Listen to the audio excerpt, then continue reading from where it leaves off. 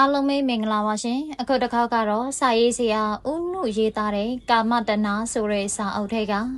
မမေကြီးဤဒိုင်ယာကြီးဆိုတဲ့ဇာတ်လမ်းလေးကိုဆက်ပြီးတော့ဖတ်ပြပေးသွားမှာဖြစ်ပါတယ်အားလုံးပဲအဆုံးထိလိုက်ပါနာဆင်ပေးကြပါအောင်ရှင်မမေကြီးဤဒိုင်ယာကြီးကိုမြင့်ဆွေမန်နေဂျာလုပ်လို့တလားခွဲလောက်အရာညတညတကောင်လောက်မှာဆန်မြတ်ဟာကိုမြင့်ဆွေအိတ်ခမ်းထဲကိုဝင်လာပြီးကိုမြင့်ဆွေကိုနှိုးတယ်မောင်မြင့်ဆွေနှိုးတဲ့အခါတထေးတည်သွားပြီးသူ့တပည့်ဖို့တော့အိမ်ရှိမှာရောက်နေတယ်လို့ပြောတယ်။ကိုမြင့်ဆွေလည်းအိမ်ရှိကိုခတ်တုတ်တုတ်ထွက်သွားတယ်။ဖို့တော့နဲ့တွေ့တဲ့အခါဖို့တော့က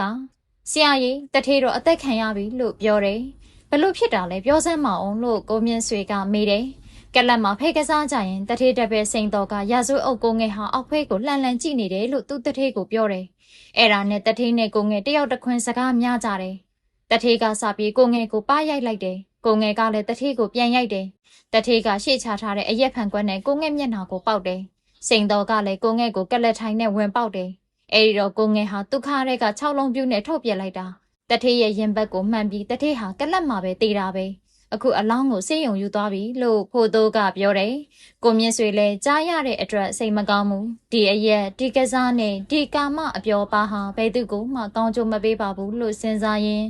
အဝေးအစားခက်မြန်မြန်လှည့်ပြီးဖို့တိုးနဲ့အတူတူဆေးရုံကိုလိုက်သွားတယ်။တထေးရဲ့မန်နေဂျာကိုမြင့်ဆွေကသာသူ့တထေးတည်တဲ့အတွက်စိတ်မချမ်းမသာဖြစ်နေတယ်။တထေးကတော့နဲ့တထေးသမီးကတော့အပျော်ကြီးပျော်ဝမ်းအသာကြီးသာစိတ်အချမ်းသာကြီးသာနေကြတယ်။ဖို့တော့ကကိုမြင့်ဆွေစီကိုမသွားခင်အကြောင်းကြားရအောင်တထေးအိမ်ကိုအရင်သွားတယ်။တထေးအိမ်မှာမက်မေကြီးကိုတွေ့ပြီးအကျိုးအကြောင်းပြောပြတယ်။ဒီအကြောင်းကိုကြားရတာနဲ့မက်မေကြီးဟာဝမ်းသာအားရဖြစ်ပြီးလေကားပေါ်အတင်းပြေးတက်သွားတယ်။သူ့အမေအခန်းထဲဝင်အမေကိုနှုတ်ပြီးဝမ်းသာအားရနေမေမေဖေဖေသေးပြီဖေဖေသေးပြီလို့ပြောတယ်အမေကလည်းဒီတည်င်းမှန်မှန်မှကိုစိုးရိမ်နေစိတ်နဲ့သမီးဘဲကကြားလာတယ်လို့မေးတယ်အခုပဲဖို့တို့အိမ်အောက်မှာပြောသွားတယ်လို့သမီးကပြောတယ်ဘဲမှသေးတာလေလို့အမေကထပ်မေးတယ်သမီးကဖို့တို့ပြောပြတာတွေကိုပြန်ပြောပြတယ်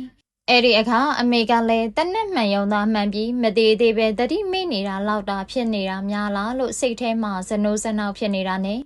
သမီးရဲ့တနက်မှန်ယုံသားမှန်နာလားတေးတာလားလို့ထပ်မေးပါတယ်တေးတာပါမေမေရဲ့စိတ်ချပါကက်လက်မှာကလေးကအသက်မရှိတော့ဘူးတဲ့လို့သမီးကပြောတယ်သမီးကဒီလိုပြောပေမဲ့အမေကတော့ဒါမျိုးဆိုတာတတိမေ့နေတာလောက်တာဖြစ်ပြီးအသက်ပြန်ရှင်ခြင်းရှင်လာနိုင်တယ်လို့တောင်တွေးမြောက်တွေးတွေးပြီးစိတ်ထဲမှာခက်လေးလေးဖြစ်နေတယ်ဖေဖေတည်ရင်တော့တရက်ဖြစ်မှာပဲမေမေကိုလာမချောက်သေးဘူးလားလို့မေးတယ်သူ့အမေကခေါင်းခပြတယ်ချိုချွတ်အတန်ကလေးလောက်တောင်မှမကြားရသေးဘူးလားလို့ထပ်မေးတယ်သူ့အမေကလည်းခေါင်းခပြတယ်မေမေနေရသလားတမီအခန်းခဏပြန်ပြီးတရားရေးလိုက်အောင်မေလို့သူ့အမေကိုပြောတယ်နေရပါတယ်တမီရဲ့လို့အမေကပြောပြီးတထေးကိုလိုင်းဖေးဟာမသေးပဲအသက်ပြန်ရှင်ခြင်းလဲရှင်လာနိုင်တယ်လို့စိတ်ထဲမှာခက်လေးလေးဖြစ်နေတဲ့အတွက်သမီးရေတရင်ထူရင်မေမေကိုလာပြောပါအောင်လို့ဆက်ပြီးပြောလိုက်တယ်စိတ်ချပါမေမေရေဖေဖေသေးပါပြီတတိမေနေတာနဲ့တေတာနဲ့ကအရှင်းကြီးပါမေမေရေလို့ပြောပြီးသူ့အခန်းကိုထွက်သွားတယ်အခန်းထဲရောက်တဲ့အခါသူ့တိုင်ယာရီကိုထုတ်ပြီးဒီလိုရေးနေတယ်ဒီကနေ့ညဟာမေမေနဲ့ငါအတွက်အင်မတန်မင်္ဂလာရှိတဲ့ညပဲဒီလိုမင်္ဂလာရှိတာတခြားကြောင့်မဟုတ်ဘူးဖေဖေသေးပြီးဆိုတာကြားရတာကြောင့်ဖြစ်တယ်ငါဟာ9တန်းအောင်စရင်ထွက်တုံးကတစ်ကြိမ်10တန်းအောင်စရင်ထွက်တုံးကတစ်ကြိမ်9တန်းအောင်စရင်ထွက်တုံးကတစ်ကြိမ်အားလုံးပေါင်း3ကြိမ်ဒီတိုက်ရဲ့လေကားကိုဝမ်းသာအားရနဲ့ပြေးတက်ခဲ့ဘူးတာငါကောင်းကောင်းမှတ်မိသေးတယ်ဒါပေမဲ့ဒီကနေ့ညဖေဖေသေးပြီးဆိုတဲ့သတင်းကိုကြားရပြီးဒီလေကားကိုပြေးတက်ရတာအဲ့ဒီ3ကြိမ်နှုန်းကထက်ငါအများကြီးပိုပြီးဝမ်းသာတယ်ပိုပြီးလေအရသာရှိတယ်ဘလူးကြီးရဲ့လောင်ချိုင်ထဲမှာအလောင်ခံရပြီးအစားခံရတော့မဲ့စေစဲမှာကဲစဲမဲ့သူနဲ့တွေ့လို့လွတ်လာရတဲ့လူဟာဝမ်းသာနေတယ်လို့မျိုးငါလေးဒီကနေ့ညဝမ်းသာနေတယ်အများကြီးဝမ်းသာနေတယ်ပြောမပြနိုင်အောင်ဝမ်းသာနေတယ်မေမေစိတ်ထဲမှာဖေဖေဟာမသေးဘူးတတိမေ့ပြီးမျောနေတာများလားပြန်ပြီးရှင်လာမလားလို့စိတ်ပူနေပုံပေါ်တယ်ငါမေမေကိုဒီလောက်လူစင်မမိအောင်နှိပ်စက်တဲ့သူငါကြောင်ကလေးကွက်ကြားကိုခစစ်ချိုးဂုံအိတ်ထဲခဲတွေနဲ့ထိမြစ်ထဲချပြီးရေနှစ်သက်ပြစ်တဲ့သူဟာတေချင်းဆုံးနဲ့ပဲတေးရမှာပဲဒီလိုလူမျိုးအတွက်တခြားတေးနေမျိုးမရှိနိုင်ဘူးတထေးကိုအတုလိုက်ပြီးအရက်သားမယားနှိပ်စက်နေတဲ့ထမင်းချက်သမားအင်းငိမ့်တော့တိရောပေါ်ကွယ် မနှက်ဖြန်ကကြရင်အရက်ဖြတ်ပါမယ်မိမကိုလည်းမရိုက်တော့ပါဘူးလို့ဂတိပေးရင်ပေးမပေးရင်အလုတ်ကတခါတည်းထုတ်ပစ်လိုက်မယ်ဆက်ဖက်မှာလည်းအရက်တော့မယားနှိမ့်ဆက်နေတဲ့တတဝါတွေရှိသေးသလားမဆိုနိုင်ဘူးရှိရင်လည်းအရက်ဖြတ်ပါမယ်မိမမနှိမ့်ဆက်ပါဘူးလို့ဂတိမပေးနိုင်တဲ့လူတွေကိုအကုန်လုံးထုတ်ပစ်မယ်လူတယောက်မှမကြမ်းလို့ဆက်တွေပိတ်ထားရခြင်းပိတ်ထားရပါစေအရက်သမားနဲ့မိမနှိမ့်ဆက်တဲ့လူတွေကိုအကုန်လုံးထုတ်ပစ်မယ်ဟိလို့ရေးထားလိုက်ပါတယ်နောက်တနေ့မနေ့6နာရီခွဲလောက်မှထမင်းဆက်သမားအင်းငိမ့်ကိုမမေကြီးခေါ်လိုက်တယ်အင်းငိမ့်ရောက်လာတဲ့အခါကဲကိုအင်းငိမ့်ဒီကနေ့ကစပြီးအရက်တောက်တာနဲ့မယားနှိမ့်ဆက်တာကိုဖျက်ရင်ဖျက်မဖျက်ရင်ရှင်ဒီမှာအလုံးမလုံးရတော့ဘူးဘလို့လဲပြောအလုတ်ထက်အရက်နဲ့မယားနှိမ့်ဆက်တာကိုပို့ပြီးမှတ်တယ်ဆိုရင်ပြောတာပြောအာမနာနဲ့လို့မမေကြီးကပြောတယ်ဖြတ်ပါမယ်အကြီးရဲ့လို့အင်းငိမ့်ကပြောတယ်ဖြတ်မယ်ဆိုရင်အရက်ထဲကအာမခံမဲ့လူကြီး3ယောက်ရဲ့စာကိုဒီကနေ့ယူခဲ့ကြလားလို့မမေအကြီးကမေးတယ်ကြားပါတယ်အကြီးလို့အင်းငိမ့်ကဖြေတယ်ရှင်အရက်ဖြတ်မယ်မယားနှိမ့်ဆက်တာလည်းဖြတ်မယ်ဆိုရင်ရှင်ကိုတစ်လကအပိုးပေးမယ်ဒီလကစပြီး30တိုးပေးမယ်နောင်ကိုနှစ်တိုင်း9ချက်စီတိုးပေးသွားမယ်6လတစ်ကြိမ်လင်မယား2ယောက်စလုံးအတွက်ဝစ်စုံတစ်စုံစီပေးမယ်ကလေးတွေအတွက်ကြောင်းလကစာအုပ်ခဲတံပုံမုံပိုးလည်းပေးမယ်ကောင်းပြီသွားတော့လူကြီး3ယောက်ရဲ့အာမခံစာယူခဲ့နော်လို့ပြောပြီးလွတ်လိုက်တယ်ဒီနေ့မနက်ပဲ7နာရီလောက်ရှိတော့ကိုမြင့်ဆွေဟာမမေကြီးတို့တိုက်ကိုရောက်လာတယ်မမေကြီးနဲ့တွေ့တဲ့အခါမမေကြီးတို့ဖေဖေအလောင်းကိုဆရာဝန်စစ်ပြီးအိမ်ကိုပြန်ယူခြင်းရင်ယူနိုင်ပြီဘလို့လှုပ်စီခြင်းတလဲလို့မေးတယ်မေမေကိုသွားမေးအောင်မယ်ဆိုပြီးမမေကြီးတိုက်ပေါ်တက်သွားတယ်မမေကြီးဟာပြန်ဆင်းလာတဲ့အခါကိုမြင့်ဆွေကိုဦးလို့ခေါ်ရရင်ကောင်းမလားအကိုကြီးလို့ခေါ်ရရင်ကောင်းမလားလို့စဉ်းစားလာပါတယ်။အောက်ရောက်ခါနေမှပဲအကိုကြီးလို့ခေါ်ဖို့ဆုံးဖြတ်ပြီးအကိုကြီးမေမေကတိုက်ပေါ်ခဏလာပါအောင်နဲ့လို့ကိုမြင့်ဆွေကိုပြောတယ်။ကိုမြင့်ဆွေလည်းအိမ်မော်ကိုတက်လိုက်သွားတယ်။အခန်းထဲရောက်တဲ့အခါကတင်မော်မှာလဲနေတဲ့မခင်လာကိုပြုံးကနေသူမှတ်တောင်မမှတ်မိဘူး။မခင်လာဟာအယိုးနဲ့အရေးပဲရှိတော့တယ်။ညနာမှာလည်းသွေးကိုအလင်းမရှိတော့ဘူးဖြူဖက်ဖြူရောကြီးဖြစ်နေတယ်မြက်တွင်းကလည်းအထဲချိုက်ဝင်နေတယ်ကမထန်းရှုဖို့အယုတ်ကြီးလိုဖြစ်နေတယ်ဒီလောက်အထိရုပ်ပြက်ဆင်းပြက်ဖြစ်နေတယ်ဒါကြောင့်မို့ကိုမြင့်ဆွေဟာပြုံးငနဲ့ဟန်တောင်မလုံနိုင်တော့ပဲအံ့အားသင့်ပြီးခဏလောက်စိုက်ကြည့်နေမိတယ်နောက်မှမက်ခင်လာလို့ခေါ်လိုက်တယ်မက်ခင်လာကလည်းမောင်မြင့်လို့ပြန်ခေါ်လိုက်တယ်ပြီးတော့မှမောင်မြင့်ကိုမြင်ရတဲ့အတွက်ဝမ်းလဲတာကို့အခြေအနေကလည်းမလာတဲ့အတွက်ဝမ်းလဲနေပြီးမက်ခင်လာဟာမျက်ရည်တွေစီးကျလာပါတယ်ကိုမြင့်ဆွေဟာမက်ခင်လာဟာတတိကိုလိုင်ဖေးအတွက်မျက်ရည်ကျနေတဲ့ထင်ပြီးမက်ခင်လာရဲ့ကိုလိုင်ဖေးရဲ့အကြောင်းကိုညကကြားချင်းငါလည်းစိတ်မကောင်းပါဘူးတရားနဲ့သာဖြေပါတော့ကွယ်လို့ပြောတယ်မက်ခင်လာကသူ့ကောင်းကိုအသာကလေးခပြီးသူ့အတွက်ကြတဲ့မျက်ရည်မဟုတ်ပါဘူးလို့ပြန်ပြောတယ်မမေကြီးလည်းသူ့အမေမျက်ရည်တွေကိုမျက်နှာတုပ်ပဝါနဲ့အသာတုပ်ပေးနေတယ်မခင်လာဟာကိုမြင့်ဆွေကိုကြည့်ပြီးမောင်မြင့်ကတော့ရုပ်မပြတ်ပါဘူးငငယ်ကအတိုင်းပါပဲလို့ပြောတယ်မခင်လာရဲ့ငါလည်းပြန်ရောက်ကလေးကလာကြည့်ဖို့ပါပဲအကြောင်းမငြင်းညွတ်နိုင်ဘူးငါမှတငယ်ချင်းဝတ္တရားတွေပြက်နေတယ်ခွန်လွတ်ပါလို့ပြောတယ်မခင်လာကလည်းကောင်းအသာခါပြီးဟိုတုန်းကမလာတာပဲကောင်းတယ်လို့မခင်လာကပြောတယ်မခင်လာတက်တာရဲ့လားလို့ကိုမြင့်ဆွေကမေးတယ်မခင်လာကကောင်းခါပြတယ်အစအတော့ကောဘဲနဲ့နေတယ်လေကောင်းရဲ့လားလို့ကိုမြင့်ဆွေကမေးတယ်မခင်လာကကောင်းခါပြတယ်မေမေဟောလစ်နဲ့စွတ်နဲ့ပဲတောင်းနေရတာပဲလို့မမေကြီးကဝင်ပြောတယ်ဒီအတုပကိစ္စပြီးသွားရင်ရန်ကုန်မှာစိတ်မကူကြဘူးလားငါလိုက်ဖို့မယ်လို့ကိုမြင့်ဆွေကပြောတယ်မခင်လာကကောင်းအသာခါပြပြီးမဖြစ်တော့ပါဘူးမောင်မြင့်ရဲ့လို့ပြောပြီးမျက်ရည်တွေကျလာပြန်တယ်မေမေဟာထိုင်တော့မထိုင်နိုင်တော့ဘူးတခါတလေထိုင်ခြင်းတဲ့အခါတယောက်ယောက်ကထူပေးပြီးနောက်ကဖတ်ထားရတယ်လို့မမေကြီးကဝင်ပြောတယ်ကိုမြင့်ဆွေလည်းမခင်လာကိုစိတ်မချမ်းသာတဲ့မျက်နှာနဲ့ကြည့်နေတယ်မခင်လာရေငါမှလည်းကိစ္စကြီးတန်းလန်းနဲ့နောက်မှပဲအေးဆေးဆေးလာတွေ့ပါအောင်မယ်ကိုလိုင်းဖေးရဲ့အလောင်းကိုတယူလိုက်ရမလားလို့မေးတယ်စေးရုံငါပဲချလိုက်ပါတော့လို့မခင်လာကပြန်ဖြေတယ်ကဲသွားလိုက်အောင်မယ်ကွယ်စေးရုံမှာလူတွေစောင့်နေတယ်ငါဒီကရောက်မှသူတို့လည်းလှုပ်ရှားရှိတာဆက်လုပ်ရမယ်လို့ပြောပြီးထသွားတယ်မမေကြီးလည်းအိမ်အောင်အထိလိုက်ပို့တယ်မမေကြီးဟာသူ့အမေအခန်းထဲကိုပြန်ဝင်လာပြီးမေမေဦးမြင့်ဆွေကိုတိတာကြပြီလားလို့မေးတယ်တို့ဟာအိနီနာချင်းငငယ်ကလေးကကစားပေါ်ကစားဘက်မေမေမှလည်းသူ့ပဲတငယ်ချင်းရှိတယ်သူ့မှလည်းမေမေပဲတငယ်ချင်းရှိတယ်မေမေဟာသမီးရဲ့ဖေဖေနဲ့အိမ်အောင်ကြတော့မှပဲလူချင်းကွဲသွားကြတာလို့သမီးကိုအမေကပြောပြနေပါတယ်မေမေသမီးကိုဒီအကြောင်းတွေတခါမှပြောမပြဘူးနော်လို့သမီးကမေးတယ်သူနဲ့မေမေဟာဒီဘဝမှာတော့တွေ့ဖို့လမ်းမရှိတော့ဘူးဆိုပြီးမေမေလည်းဒီအကြောင်းတွေကိုတခါတည်းမြုပ်ထားလိုက်တာပါပဲသမီးရဲ့လို့အမေကပြောတယ် ဒီဦးမြင့်ဆွေဟာဖေဖေလိုလူစားမျိုးမဖြစ်နိုင်ပါဘူးနော်လို့သမီးကအမေကိုမေးလိုက်တယ်ညီဖေဖေနဲ့တော့မနှမ်းရှင်နိုင်ပါဘူးသမီးရဲ့ပြိတ်တာနဲ့ပြမလောက်กว่าပါတယ်လို့အမေကပြန်ပြောတယ်မမေကြီးလည်းသူ့မေမေအနားမှာခဏလောက်နေပြီးသူ့အခန်းထဲမှာဒိုင်ယာကြီးကိုဒီလိုရေးတယ်ဒီကနေ့ငှက်ဆိုးထိုးတယ်မကြားရတော့ဘူးအုတ်အော်တန်ကိုသာကြားရတယ်ဦးမြင့်ဆွေလာတယ်ငါအကိုကြီးလို့ခေါ်လိုက်တယ်ပထမခေါ်ကားစားမှုထင်မှရင်တမျက်နှာလုံးပူထူသွားတယ်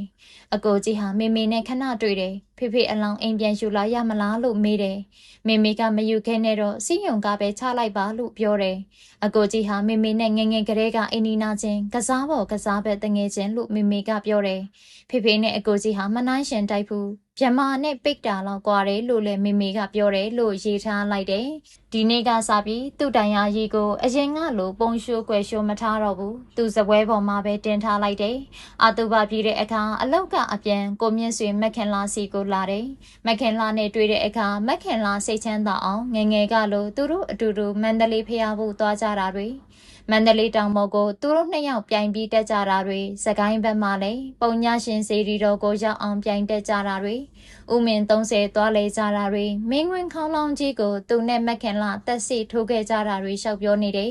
တမီကလေးမမေကြီးလဲဘေးကနားထောင်ရင်သူ့အမေမျက်နှာကိုခဏခဏလှမ်းကြည့်တယ်အတော်ကြီးကြာသွားတဲ့အခါကိုမြင့်ဆွေက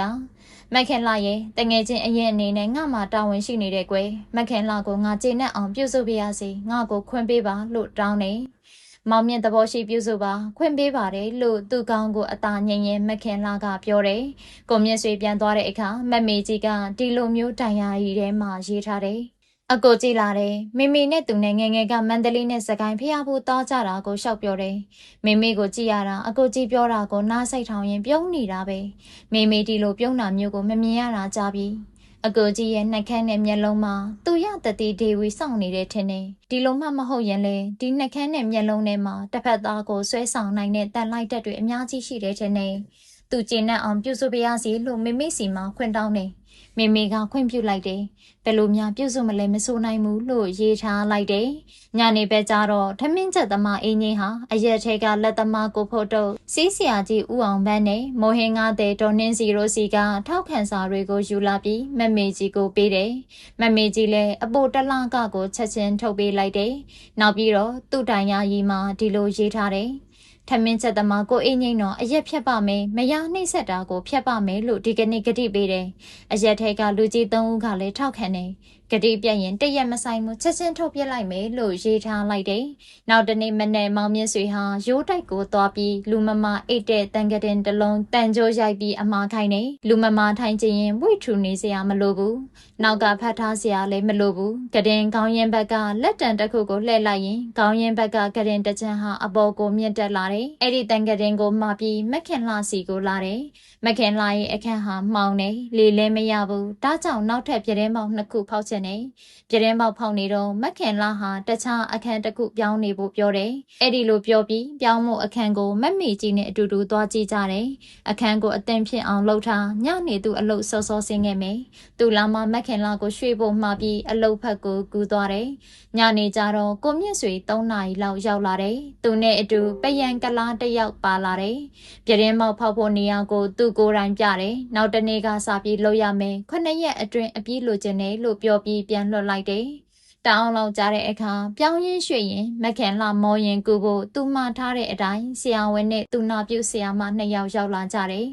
်သူတို့မှလူနာသိဖို့ကက်လဲပါလာတယ်။ဒါပေမဲ့ဒီကက်ကိုမြင်ရင်လူမမနှလုံးနာမယ်ဆိုပြီးမောင်မြင့်ဆွေကသဘောမကျဘူး။အိမ်အောက်မှာခက်စောစောကလေးကသူ့ကြည့်ထားတဲ့ကျိန်ပက်လက်ကလက်ထိုင်ကြီးကိုအပေါ်အတင်ခိုင်းလိုက်တယ်။ဒီပက်လက်ကလက်ထိုင်ဟိုဘက်ဒီဘက်မှာခေါင်းအုံးတွေထားပြီးအလဲကမက်ခင်လှကိုထားတယ်။ပြီးတော့မောင်မြင့်ဆွေပါဝိုင်းပြီးကက်လက်ထိုင်ကိုရွှေ့သွားကြတယ်။နောက်အခန်းမှာနေသားတကြဖြစ်တဲ့အခါလူမမာဘေးမှာဆရာဝန်နဲ့ကိုမြင့်ဆွေတို့ထိုင်ကြပြီးကိုမြင့်ဆွေကမခင်လာရီဆရာဝန်မနှက်ဖြန်ကစပြီးတရက်ချလာကြည့်လိုက်မယ်နေထိုင်မကောင်းတာတွေရှိရင်အကုန်ပြောပြဒီကြားထဲမှာလည်းလိုအပ်ရင်ဆရာဝန်ကိုမှားလိုက်ပါချက်ချင်းရောက်လာမှာပဲလို့ပြောပြတယ်မခင်လာလည်းမောခြင်းပန်းခြင်းမရှိတာနဲ့ဆရာဝန်ဆရာမတွေနဲ့ကိုမြင့်ဆွေတို့ဟာတောင်းအောင်လောက်ကြတဲ့အခါပြန်သွားကြတယ်မခင်လာလည်းတတိကတော်လို့သာဆိုတယ်အိမ်အောင်ကြကလေးက18နှစ်19နှစ်လုံးလုံးဟာဒီကနေ့ညနေလို့ရွရွရရလောက်တာမျိုးကိုတခါမှမခံခဲ့ရဘူး ဒါကြောင့်အခုလိုအပြုစုခံရတဲ့အခါ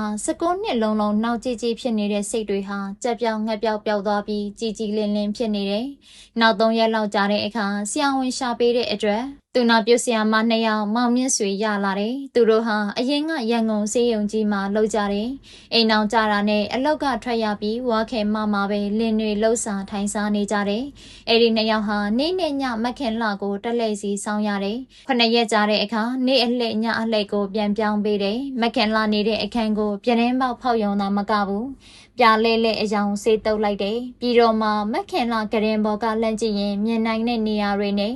တခြားတင့်တော်မဲ့နေရာတွေမှာတောကားတောင်ကားကလေးတွေပင်လယ်ထဲလာထွက်နေတဲ့ကားကလေးတွေရေတကွင်ကားကလေးတွေပန်းကားကလေးတွေကိုတင့်တော်အောင်ဆွဲချိတ်ထားတယ်။ဒါရင်မကသေးဘူးအခန်းထဲမှာစိုက်ထားလေးရှိတဲ့ကမုံပင်အမျိုးကိုတူလိုက်စုတာ6မျိုးလောက်ရတယ်။အဲ့ဒီအပင်တွေကိုလည်းလှတဲ့ပန်းအိုးတွေနဲ့ပြောင်းဆိုင်တယ်။အဲ့ဒီနောက်အခန်းရဲ့တင့်တော်တဲ့နေရာတွေမှာခုံအနစ်အမြင့်ကလေးတွေလှုပ်ပြီးတင်ထားတယ်။အခန်းတွင်ခင်းတဲ့ကော်စောကြီးတစ်ချက်ကိုလည်းရိုးတိုက်ကဝဲပြီးမခင်လာရဲ့ကတဲ့နဲ့မနီမဝေးမှာခင်းထားတယ်။မကြခင်မဲ့ရိုးတိုက်မှာမှားထားတဲ့တန်ကတဲ့လေးရောက်လာတယ်။တန်ကတဲ့ကိုကိုမြင့်ဆွေကိုယ်တိုင်ဆင်းနေ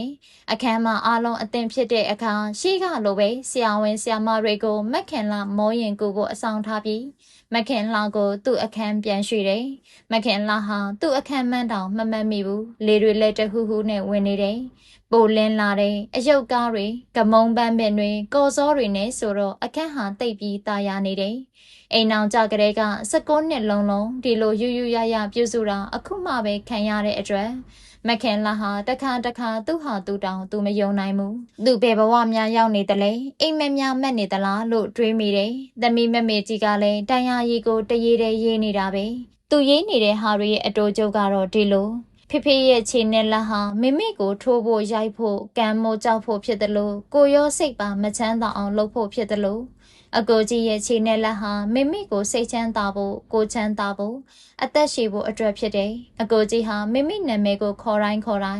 မခင်လှရေလို့အမြဲတမ်းခေါ်တယ်။ဒီရေဆိုတဲ့စကားကလေးတစ်လုံးဟာဘာမှသာမဟုတ်တယ်။တိတ်ပြီးထူတာပဲ။အခေါ်ခံရတဲ့မိမိကတော့ဒီစကားကိုကြားရတဲ့အခါဘလို့နေမလဲမသိဘူး။ဘေးကကြားရတဲ့ငါတော့ဖြင့်အသေးထဲမှာအေးသွားတာပဲ။ငှက်ဆိုးထိုးတဲ့အတန်ကြီးနဲ့ဆိုရင်တော့ကြွားချင်တိုင်းကြွားတာပဲ။ငှက်ဆိုးကြီးကတော့မိမိကိုခေါ်ပါလိမ့်မယ်။မမိုးတဲ့အခါဟဲ့ကောင်မခင်လှမိခင်လှမူတဲ့အခါစောက်ကမြင်းမဖတဲ့မမိမိဟာတတိနေလို့ပေါ့ငါဟာဒီလောက်အနှိမ့်ဆက်အစောကားခံရရင်ဇွဲကြိုးချသေးတာကြားလာပြီမိမိယောဂဟာတော့မသက်သာပါဘူးအင်မတန်ကြီးကျွမ်းနေပါပြီဒါပေမဲ့မိမိကိုကြည့်ရတာစိတ်ချမ်းသာပုံပေါ်တယ်အကိုကြီးဟာမိမိကိုစကားပြောရင်ဝမ်းထဲကလှိုက်လဲလဲထွက်လာတဲ့အတန်နဲ့ပြောတယ်အကိုကြီးစကားပြောပြီးဆိုရင်မိမိဟာမျက်တောင်မခတ်ဘူးအကိုကြီးမျက်နှာကိုပဲစိုက်ကြည့်နေတယ်အကိုကြီးဟာသူ့တငယ်ချင်းဒုက္ခရောက်နေတာကိုမြင်ပြီးတိတ်တနာနေတယ်ထင်တယ်။အကိုကြီးရဲ့တနာတာတွေဟာသူ့အတန်မာရောသူ့မျက်နှာမာရောသူ့အမူအရာတွေမာရောအကုန်ပေါ်နေတယ်။ကျောင်းလုံးကဆရာတွေပြောတာကြားဘူးတယ်။မြန်မာပြည်ကလာတဲ့လူတွေဟာဒီလိုပဲအင်မတန်တနာတတ်တယ်။တန်တန်ရှင်းရှင်းကိုလည်းအင်မတန်ကြိုက်တယ်တဲ့အကိုကြီးလည်းတန်တန်ရှင်းရှင်းကိုတိတ်ကြိုက်တယ်။ဒါပေမဲ့မြန်မာပြည်ကလာတဲ့လူတွေဟာမိမကိုတိတ်ပြီးရွံ့နေဘယ်တော့မှမိမမယူဘူးတဲ့အကိုကြီးဟာအခုအချိန်ထိမိမမယူတာဟာတားကြောင့်များလားဆိုတဲ့စာမျိုးတွေကိုဒီရက်အတော်အတွင်းသူ့တိုင်ရာရေးထဲမှာခက်များရေးထားတယ်ကိုမြင့်ဆွေလည်းအလောက်ကပြန်လာတိုင်းမခင်လာစီကိုဝင်နေရှေးဟောင်းနှောင်းပြစ်တွေပြန်ပြောတယ်ပြန်ကနေကြတော့သူ့အမေဟောသမျှတရားတွေကိုသူ့ဖေဖေပြန်ပြီးရေးထားတဲ့မှတ်စုတွေကတနေ့တပုတ်စီလောက်ဖတ်ပြတယ်တခြားအချိန်တွေမှာဂုံတော်ကိုပရိစိတ်နေဖို့ကိုမြင့်ဆွေကပတိတကုံပေးခြင်းနဲ့ဒါပေမဲ့မခင်လာလက်ထိတ်တွေဟာပတိမစိတ်နိုင်ဘူးလက်ချောင်းတွေလည်းကြာမလုံနိုင်ဘူးအဲဒါကြောင့်မခင်လာကရင်ချေရင်မှာတတိဆိုတဲ့စလုံးနှလုံးကိုခက်ကြီးကြီးရေးပြီးထောင်းထားတယ်မခင်လာဟာဖရာတရားတန်ခါယရနာ၃ပါးရဲ့ဂုဏ်တော်တွေကိုစိတ်ထဲကအမြဲတမ်းအောင်မိနေပါတခါတလေစိတ်တွေဟိုရောက်တရောက်ဖြစ်ပြီးဂုံတော်တွေကိုမိတ်နေရင်ဒီစလုံးကြီးတွေကမခင်လာကိုတတိပေးပါလိမ့်မယ်လို့ကိုမြင့်ဆွေကပြောတယ်။နောက်2ရက်လောက်ကြာတဲ့အခါမခင်လာရေမေမေငါ့ကိုခဏပြောဖို့တဲ့ကံရဲ့စမ်းကြယ်ပုံတွေကိုငါဒီကနေ့ပြောမယ်နားထောင်တော့လို့အစာချီလိုက်တယ်။မခင်လာကလည်းကောင်းငိမ့်နေမခင်လာပဲဖြစ်ဖြစ်တမိကလေးမက်မေကြီးပဲဖြစ်ဖြစ်ငါပဲဖြစ်ဖြစ်တခြားလူတွေပဲဖြစ်ဖြစ် နက်တွေပဲဖြစ်ဖြစ်မြမတွေပဲဖြစ်ဖြစ်တရိษံတွေပဲဖြစ်ဖြစ်30ပုံမှာရှိကြတဲ့တရဝါတွေမှာကံသားလင်ဥစ္စာရှိတယ်တရဝါတွေအားလုံးဟာမိမိတို့လုပ်ခဲ့ကြတဲ့ကံတွေရဲ့အမွေကံဖြစ်တယ်ဒီတရဝါတွေအားလုံးမှာကံသားလင်အကြောင်းရှိတယ်ကံသားလင်ဆွေမျိုးရှိတယ်ကံသားလင်ကိုယ်ွယ်မိကိုရရှိတယ်ကောင်းတာဖြစ်ဖြစ်မကောင်းတာဖြစ်ဖြစ်သူတို့လှုပ်ခင်းမိတဲ့ကံတွေအားလုံးကိုတရဝါတွေဟာအမွေခံရမယ်အတူကျုပ်ကတော့ကွယ်နေဗံမရောက်မချင်းတရဝါတွေဟာသူတို့လှုပ်ခဲ့တဲ့အတိုင်းဘဝအဆက်ဆက်လျှောက်ပြီးဖြစ်နေရတာပဲ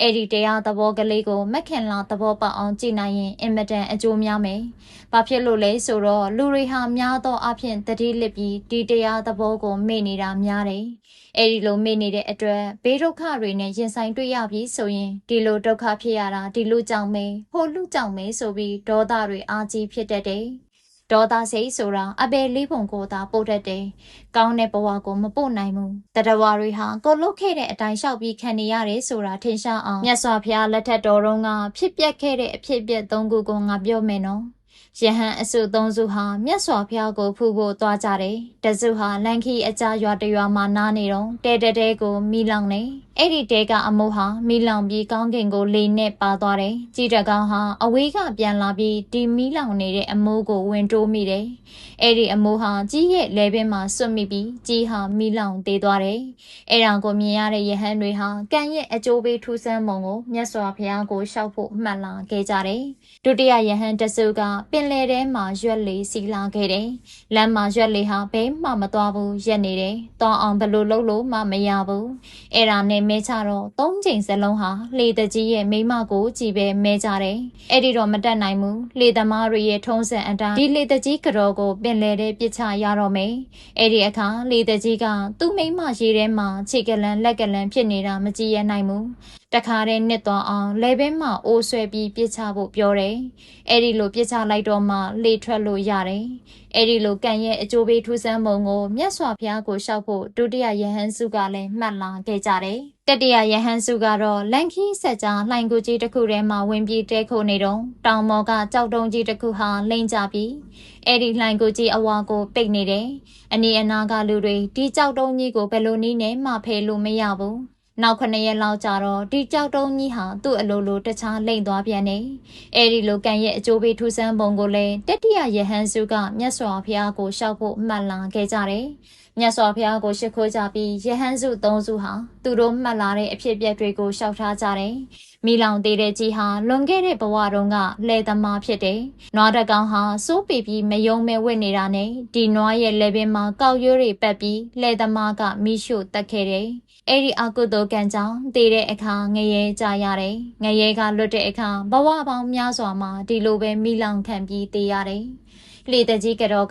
လွန်ခဲ့တဲ့ဘဝတစ်ခုမှာအမျိုးသမီးတဦးဖြစ်တယ်။သူ့နောက်တကောက်ကောက်လိုက်နေတဲ့ခွေးထီကိုလေပင်မှာအိုးဆွဲပြီးရေနှစ်တက်ခဲ့ဘူးတယ်။ဒီအကုသိုလ်ကံကြောင့်တည်တဲ့အခါငရဲကြရတယ်။ငရဲကလွတ်တဲ့အခါဘဝပေါင်းများစွာဒီလိုပဲလေပင်မှာအိုးဆွဲပြီးရေနှစ်အသက်ခံရတယ်။ကြောက်တော့အပိတ်ခံရတဲ့ယဟန်တွေဟာလွန်ခဲ့တဲ့ဘဝတစ်ခုတုန်းကနွားကြောင်သားတွေဖြစ်ခဲ့ဘူးတယ်။တနေ့ကျတော့ဖွက်ကြီးတကောင်ကိုအတင်းလိုက်ဖမ်းတဲ့အခါဖွက်ကြီးဟာတွန်းတစ်ခုတည်းဝင်ပြေးတယ်။နွားကြောင်သားတွေဟာတွန်းဝကိုပိတ်ထားခဲ့ကြတယ်။နောက်9ရက်လောက်ကြာတော့မှဒီတွန်းဝကိုဖွင့်တဲ့အခါဖွက်ကြီးလည်းအစာမစားရလို့အားပြော့ပြော့ချီချီနဲနဲနဲ့ထွက်လာတယ်။အဲ့ဒီအခါကျတော့နွားကြောင်သားတွေလည်းဖွက်ကိုတနာတာနဲ့အသက်ချမ်းသာပေးလိုက်တယ်။အဲ့ဒီအကုသိုလ်ကံကြောင့်တည်တဲ့အခါဒီနွားကြောင်သားလေးတွေဟာငရဲကြတယ်။ငရဲကလွတ်တဲ့အခါဘဝပေါင်းများစွာဒီလိုပဲကြောက်တုံးနဲ့အပိတ်ခံခဲ့ရတယ်လို့မြတ်စွာဘုရားကဟောကြားတော်မူပါတယ်။ကဲမခင်လာရေကံရဲ့အကျိုးပေးပုံတွေဟာမထူးဆန်းဘူးလား။ကြီးကဲမှာလေပင်ကိုမိလောင်ပြီးသေးဖို့ကံပါလာတော့ဒီအချိန်မှာပဲတဲကိုမိလောင်ပေးရတယ်။ဒီအချိန်မှာပဲတဲအမိုးဟာလေနဲ့ကောင်းကင်ကိုပါသွားပေးရတယ်။အဲ့ဒီအချိန်မှာပဲကြီးကဲဟာဒီနေရာတိတ်တိတ်ကြီးကိုပြန်လာရတယ်။လေတကြီးကတော့မှလည်းလေပင်မှာအိုးဆွဲပြီးရေနှစ်အသက်ခံရဖို့ကံပါလာတော့ရွက်လေဟာပင်လေထဲမှာဘလို့လုံးမှရှေ့မတက်တော့ပဲရက်ပေးရတယ်။မဲချတော့လဲ၃ချိန်စလုံးသူ့ကိုကြည့်မဲကြပေးရတယ်။ရေထဲပြစ်ချကနေကြပြန်တော့လဲပင်လေထဲမှာခြေကလန်လက်ကလန်ဖြစ်နေတာမကြည့်ရတဲ့အတွက်လေပင်မှာအိုးဆွဲပြီးရေထဲပြစ်ချခြင်းနဲ့စိတ်တွေလေတကြီးမှာပေါ်လာပေးရတယ်။ယဟန်တွေမှာလည်းကြောက်တုံးကြီးနဲ့အပိတ်ခံရဖို့ကံပါလာတော့ဒီအချိန်မှာပဲယဟန်တွေဟာဒီလိုင်ကိုကြီးထဲမှာလာပြီးတဲရတယ်။ တက်တက်လုံးဒီနေရာကဘဲမှမရွေခဲ့ဘူးတဲ့ကြောက်တုံးကြီးဟာဒီအချိန်မှာပဲအောက်ကိုလိမ့်လာပြီးလိုင်ကူအပေါက်ကြီးကိုပိတ်ပေးရတယ်။နောက်9ရက်စီတော့လေဘယ်သူကမှဆွဲမချရဘဲနဲ့သူ့ဟာသူအလိုလိုတခြားကိုလိမ့်ပေးရတယ်။ဝတ္ထုတွေထဲသာဒီလိုမျိုးတွေတွားရရင်ဝတ္ထုဆရာဟာတွေးကြရတွေရှောက်ရေးနေတာပဲ။ဒါမျိုးမဖြစ်နိုင်ပါဘူးလို့ဝတ္ထုဖတ်တဲ့လူတွေကပြောကြမှာပဲ။ကံရဲ့အကျိုးပေးပုံတွေဟာအင်မတန်ကြီးစမ်းနေမခင်လား။အဲဒါကြောင့်မခင်လာရေကိုခံရသမျှတွေဟာကိုကလုတ်ခဲ့တာတွေကြီးပဲလို့တရားသဘောမှန်အတိုင်းကြက်ကြက်ကြီးနှလုံးသွင်းပါအဲ့ဒီလိုတရားသဘောအမှန်အတိုင်းနှလုံးသွင်းနိုင်ရင်စိတ်လင်းချမ်းသာမယ်အာကုသို့အသက်တွေလည်းမဖြစ်တော့ဘူးဒီလိုမဟုတ်ဘဲဒုက္ခဖြစ်ရတာဟိုလူကြောင့်ဒီလူကြောင့်ဆိုပြီးဒေါသတွေဖြစ်နေရင်စိတ်လည်းချမ်းသာတော့မှာမဟုတ်ဘူးအာကုသို့အသက်တွေလည်းထက်ပြီးဖြစ်နေမယ်ငါပြောတာသဘောကျရဲ့လားလို့ကိုမြင့်ဆွေကမေးတယ်မခင်လာကခေါင်းငိမ်ပြတယ်သဘောကျရင်တာရု3ချိန်ခေါ်ပါလို့ဆိုတယ်မခင်လာကတာရု3ချိန်ခေါ်တယ်ကိုမြင့်ဆွေလည်းမက်မေကြီးဘက်ကိုလှည့်ပြီးကဲတမိကလေးကလည်းသဘောကျသလားလို့မေးတယ်မမေကြီးဟာကိုမြင့်ဆွေကိုတအောင်လောက်စိုက်ကြည့်ပြီးဟုတ်ကဲ့သဘောကျပါတယ်လို့ပြန်ပြောတယ်သဘောကျရင်တာရု3ချိန်ခေါ်လို့ကိုမြင့်ဆွေကပြောတဲ့အခါမမေကြီးလည်းတာရု3ချိန်ခေါ်တယ်ကိုမြင့်ဆွေဟာမခင်လာရဲ့နဖူးကိုသူ့လက်ဖွားနဲ့စမ်းကြည့်တယ်ကိုရီကိုသားတွေကောင်းပါတယ်ကွယ်လို့ပြောပြီးပြန်သွားတယ်မမေကြီးလည်းကိုမြင့်ဆွေကိုအိမ်ဝအထိခါတိုင်းလိုပဲလိုက်ပို့ပြီးသူ့တန်ရာရီကိုဒီလိုရေးပါတယ်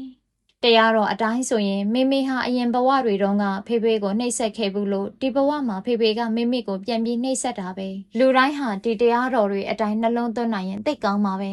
ဘာပဲပြောပြောငါကတော့ငါမိမိကိုနှိပ်စက်ထားတယ်ဖေဖေကိုတော့အသေးနာတော့မယ်ဒေါသဖြစ်တော့မယ်ရန်ညှိုးထားတော့မယ်မိမိဟာအိယာထဲမှာလဲနေတာ3နှစ်လောက်ရှိသွားပြီဖေဖေတခါမှမိမိစီကိုမလာဘူးအကြည်နဲ့အမေဘယ်နဲ့နေသေးတယ်လဲလို့တောင်ငါ့ကိုမမေးဘူးအကိုကြီးဟာနေ့တိုင်းလာရှာတယ်မေမေလည်းအကိုကြီးလာနေတဲ့အတွက်စိတ်ချမ်းသာတယ်။မေမေဟာသူဟောတဲ့တရားတွေကိုသဘောကျသလားလို့မေးပြီးသမီးကလေးကတော့သဘောကျသလားလို့အကိုကြီးကငါ့ကိုမေးတယ်။ငါ့ကိုသမီးကလေးလို့ခေါ်တာလား။ဒါမှမဟုတ်ရင်လည်းအမေကြီးကတော့သဘောကျပြီးအမေကြီးရဲ့သမီးကလေးကတော့သဘောကျရဲ့လားလို့မေးတာလား။ဒီမေးခွန်းကိုအဖြေရခက်တယ်လို့ရေးထားတယ်။နောက်တနေ့ကိုမြင့်ဆွေလာတဲ့အခါသူ့ပေးအိတ်ထဲကစက်ကူအိတ်ကလေးကိုရှေ့ဦးစွာထုတ်လိုက်တယ်။နောက်မှစက်ကူအိတ်ကလေးတွေကလက်ကင်ဘဝကလေး3တဲကိုထုတ်ပြီးမခင်လာကိုပြရင်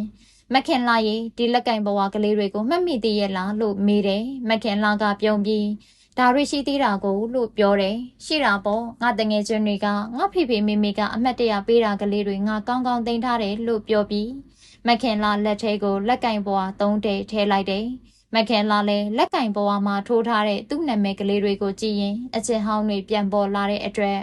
ဝမ်းနဲ့ပက်လက်ဖြစ်ပြီးမျက်ရည်တွေကျလာတယ်။အိုးဘာဖြစ်လို့ငိုတာလဲကွယ်ငါကတော့ဝမ်းသာလိမ့်မယ်ထင်ပြီးပြမိတယ်။ပြန်ပေးဆိုပြီးမခင်လာလက်ထဲကလက်ကင်ဘဝကလေးတွေကိုပြန်ယူလိုက်တယ်။ပြေတော့မှစက်ကူအိတ်ကလေးတွေပြန်ထည့်ပြီးဘေးအိတ်ထဲထည့်ထားလိုက်တယ်။မောင်မြင့်ဆွေလည်းမခင်လာရဲ့မျက်ရည်တွေကိုသူ့လက်ကင်ဘဝနဲ့ယူယူရရတုပ်ပေးနေတယ်။မမေကြီးလည်းကိုမြင့်ဆွေကသူ့မေမေရဲ့မျက်ရည်တွေကိုယူယူရရတုပ်ပေးနေတာမြင်ရတဲ့အတွက်တမကြီးချလိုက်တယ်။မခင်လာကတအောင်လောက်ကြတဲ့အခါမောင်မြင့်ငါနာမည်နဲ့ဒီလက်ကင်ဘွားတွေကိုပေးတော့မောင်မြင့်ကလည်းမောင်မြင့်နာမည်နဲ့လက်ကင်ဘွားတွေပြန်ပေးလိုက်မယ်လို့ငါမျှော်လင့်ခဲ့တာ။ဘာဖြစ်လို့ပြန်မပေးခဲ့တာလဲလို့မခင်လာကမေးတယ်။ကိုမြင့်ဆွေလည်းအံ့အားသင့်တဲ့မျက်နှာနဲ့မခင်လာကိုကြည့်ပြီးမခင်လာငါစီမှာအဲ့ဒီလက်ကင်ဘွားတွေကိုတောင်းဖို့သလား။တောင်းဖို့ရင်လည်းငါအမတ်တမဲ့ဖြစ်သွားတယ်ကွယ်။တမင်တက်မပေးချင်လို့မဟုတ်ပါဘူးလို့ပြောတယ်။တောင်းတော့ဘယ်ကောင်းမလဲမောင်မြင့်ရဲ့ငါကငါနာမည်နဲ့လက်ကင်ဘွားကလေးတွေပေးတယ်ဆိုတော့မောင်မြင့်ကလည်းဒီလိုပဲပြန်ပေးရမှာပဲလို့မခင်လာကဖြေတယ်။ကိုမြင့်ဆွေလည်းသူ့ရင်ဘက်ကိုအသာပုတ်ပြီးဖြစ်မှဖြစ်ရပါလေကွယ်ငါတငယ်ချင်းကငါ့ကိုပေးတယ်ဆိုပြီးငါလည်းဒီလက်ကင်ဘွားကလေးတွေကိုတင်ထားလိုက်တာပဲငါကပြန်ပေးဖို့တင်နေဆိုတာအခုမခင်လာပြောတော့မှငါစဉ်းစားမိတယ်လို့ပြောတယ်အဲ့ဒီလိုပြန်ပြောပြီးတဲ့နောက်သူ့အဖေရေးထားတဲ့မှတ်စုတွေကတရားတစ်ပုဒ်ကိုဖတ်ပြတယ်တခြားစကားနည်းနည်းပါးပါးပြောပြီးပြန်သွားတယ်မမေကြီးလည်းခါတိုင်းလိုလိုက်ပုတ်ပြီးသူ့အမေအခန်းထဲကိုဝင်လာတယ်အနားမှာစောင့်နေတဲ့ဆရာမကိုထမင်းစားရအောင်လွှတ်လိုက်ပြီးမေဒီလက်ကင်ဘဝဇလန်ကိုသမီးမသိရဘူးလားအကိုကြီးကလက်ကင်ဘဝကလေးတွေထုတ်ပြပြီးဒါတွေကိုမမိသေးရလားလို့မေးနေတာတွေနောက်ပြီးမိမိလက်ထဲထည့်လိုက်တာတွေမိမိကလက်ကင်ဘဝကလေးထဲမှာထိုးထားတဲ့မိမိနာမည်ကိုဖတ်ပြီးမျက်ရည်ကျလာတာတွေအကိုကြီးကမျက်ရည်တုပ်ပေးနေတာတွေ နောက်အကိုကြီးနဲ့မေမေနဲ့လက်ကင်ဘွားကလေးတွေအကြောင်းအပြန်လန်ပြောနေတာတွေကိုဘေးကကြည့်နေကြနေရတာရုပ်ရှင်ကားတွေကအခန်းကောင်းတစ်ခုကိုကြည့်နေရတယ်လို့ပဲမေမေရဲ့ဒီအကြောင်းလေးဆက်ပြီးနည်းနည်းလောက်ပြောပြပါလားသမီးတိတ်တိကျင်တယ်လို့သူ့အမေကိုပူစားတယ်မတိကျင်မနဲ့တော့သမီးရဲ့လို့သူ့အမေကပြောတယ်တိကျင်တဲ့မေမေရဲ့ပြောပြပါလို့သမီးကထပ်ပြီးပူစားတယ်မခင်လာကပြုံးပြီးမေမေငယ်ငယ်ကမောင်မြင့်ကိုတိတ်ပြီးမြတ်တာရှိတယ်လို့ပြောရုံသာရှိသေးတယ်။သမီးထင်နေသားပဲလို့မမေကြီးကကြားဖြတ်ပြီးပြောလိုက်တယ်။ဒါပေမဲ့ကွယ်မောင်မြင့်ကတော့ဘာမှမသိရှာပါဘူး။သူကတော့စာကြည့်မယ်။စာမေးပွဲတွေအောင်ပြီးရင်ဝန်တောက်တို့အရေးပိုင်းတို့ခဏလုံမယ်။ပြီးတော့သူ့မေမေနဲ့ဖေဖေရဲ့သဘောကြအတိုင်းဖုန်ကြီးလုံမယ်။ဒါပဲသိတယ်။သူ့မှာတငယ်ချင်းဆိုလို့ငါတယောက်တည်းရှိတယ်။အပေါင်းအသင်းလည်းမထားဘူး။သူ့အိမ်ကလွဲရင်မေမေတို့အိမ်နဲ့ကြောင်းသာသနာရိတ်တာဒီသုံးနေရာကိုပဲသွားတယ်ဘဲမှလည်းမသွားဘူးရုပ်ရှင်တွေပွဲတွေဆိုတာလည်းဘယ်တော့မှမကြည့်ဘူးအဲ့ဒါနဲ့တနေ့တော့မေမေကခုနလက်ကင်ဘွားကလေးသုံးတဲ့ကိုမေမေနာမည်ထိုးပြီးပေးလိုက်တယ်ဒီလိုပေးလိုက်ရင်သူကလည်းသူ့နာမည်နဲ့လက်ကင်ဘွားကလေးတွေပြန်ပေးလိုက်မယ်လို့မေမေကမျှော်နေတာပေါ့သူကလည်းတစ်ထည့်မှပြန်မပေးဘူးအခုမှမေမေမေးကြည့်တော့မေမေကမတောင်းလို့သူမပေးတာတဲ့အဲ့ဒီလောက်အထိရိုးတယ်အဲ့ဒါနဲ့တနေ့ကျတော့မေမေကအရေးစွန့်ပြီးမောင်မြင့်ချစ်တယ်ဆိုတာနင်သိသလားလို့မေးလိုက်တယ်ချစ်တယ်ဆိုတာကြိုက်တာပေါ့ဟဲ့လို့သူကပြန်ပြောတယ်ကြိုက်တယ်ဆိုတာကဘာလဲနင်သိသလားလို့မေမေကထပ်မေးတယ်ကြိုက်တယ်ဆိုတာလိုချင်တာပေါ့ဟဲ့ယောက်ျားကမိန်းမကိုလိုချင်တာမိန်းမကယောက်ျားကိုလိုချင်တာအဲ့ဒါကြိုက်တာပေါ့ဟဲ့လို့သူကပြန်ပြောတယ်အဲ့ဒီတော့မေမေကလည်းအရေးစွန့်ပြီးမောင်မြင့်နင်လိုချင်နေတဲ့မိန်းမရှိသလားလို့ဆက်ပြီးမေးတယ်အဲ့ဒီလိုမေမေကမေးတော့မောင်မြင့်ဆွေကမျက်မှောင်ကြီးကုပ်ပြီးခင်လာနင်ဘာတွေရှောက်ပြောနေတယ်လဲကလေးတွေဖြစ်ပြီးဆေးလိပ်တောက်တာတို့ချစ်စကားကြိုက်စကားပြောတာတို့ငါတိတ်မုန်းတာပဲလို့မေမေကိုငေါ့တယ်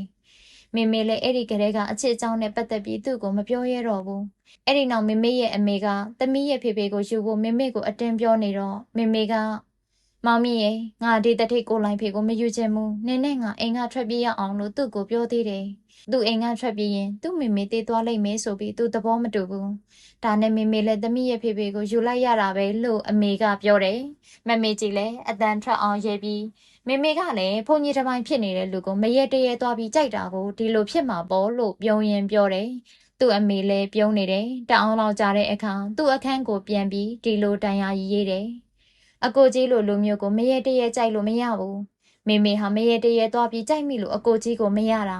လက်ကင်ဘွားဇလန်ကလေးဟာစိတ်ဝင်စားစရာကောင်းတယ်အကိုကြီးမေမေမျက်ရည်တွေကိုတုပ်ပေးနေတာတွေကိုငါမြင်ရပြီးငါဘဲနဲ့ကြီးဖြစ်သွားမှမသိဘူးအသေးတွေတလက်လက်နဲ့ဖြစ်ပြီးတကူလုံးရားကြည့်ကြည့်ဖြစ်နေတယ်ချစ်တယ်ဆိုတာကြိုက်တာတဲ့ကြိုက်တယ်ဆိုတာလိုချင်တာယောက်ျားကမိန်းမကိုလိုချင်တာမိန်းမကယောက်ျားကိုလိုချင်တာတဲ့အကိုကြီးပြောတာတိတ်မှန်တယ်လို့ရေးထားလိုက်တယ်